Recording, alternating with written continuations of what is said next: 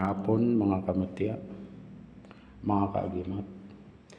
Ito naman po ako, si Pepeng Agimat TV, para magbahagi sa inyo ng kaalaman na akala natin minsan ay isang normal lamang na gamit ang isang bagay. Katulad po nitong bracelet na ito.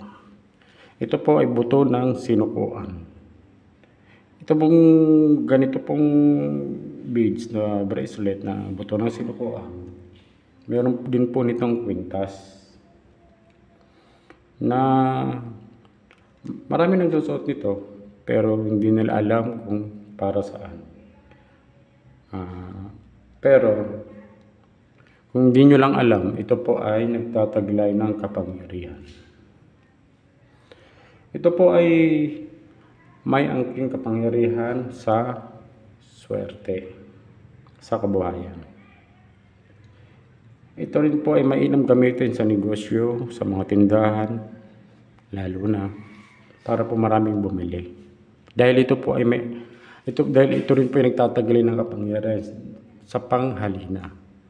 Para po dumami ang customer, kailangan ito panghalina. At ganda rin po dahil sa panghalina, yung mga binatat dalaga dyan na medyo may hina ang diskarte ng mga lalaki, halimbawa, yung mga babae naman na mahiyain. Kailangan po kayo ay nagsusuot ng ganitong bracelet o kaya kwintas. Ito pong buto ng sinukuan kung tawagin. Ito po ay napakainam na pampaamo dahil ito nga po ay may angking kapangyarihan sa panghalina.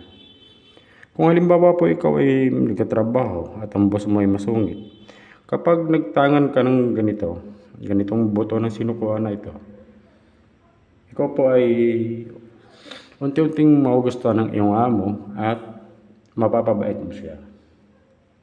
Siyempre, huwag din namang abuso. Napabait mo na nga, abusuhin mo naman, huwag naman ganun. Ito rin po ay nagtataglay ng kapangyarihan para protektahan ang nagtatangan po nito. Ito po ay may kapangyarihan para kung ikaw ay nasa pahamakan, may nagtatangka sa buhay mo, o may nagchichismis sa'yo, sinisiraan ka ng mga marites. Ito pong mga buto na ito, may mga guhit-guhit na ito na akala nyo normal na dekorasyon lang. Kung meron po siya nagtatangkang masama o pinag-uusapan ka na hindi rin maganda, ito po ay nabibitak-bitak. Umangat po yan, yung mga yan.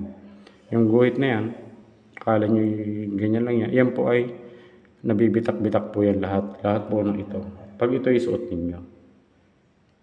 Pero, syempre dahil po ito ay isa sa mga spiritual na gamit, kailangan po ang pananalig. Kaya kung kayo ay nagtatanga ng ganito o nagsusuot kayo ng ganito, kailangan po meron kayong pananalig sa bagay na ito. Dito sa, kung tawagin ay, buto ng sinukuan.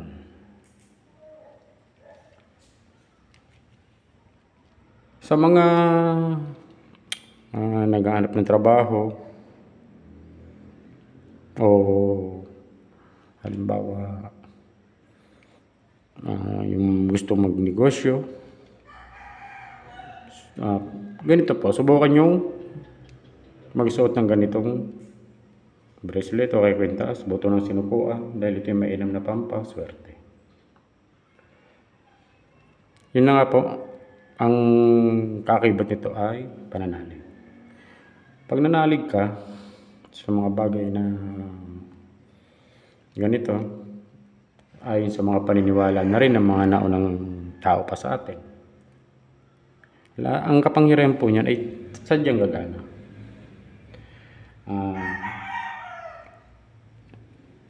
Hanggang dito na lang po. Sana ay may natutunan kayo sa panibagong ipinakita ko sa inyo ngayon.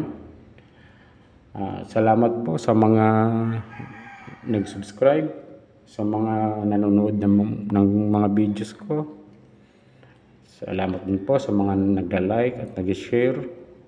Sa mga hindi pa po nakakapag-subscribe, paki-subscribe din po naman, paki-like and share na din, at paki-click po ang notification bell. Hanggang sa susunod po, magandang hapon.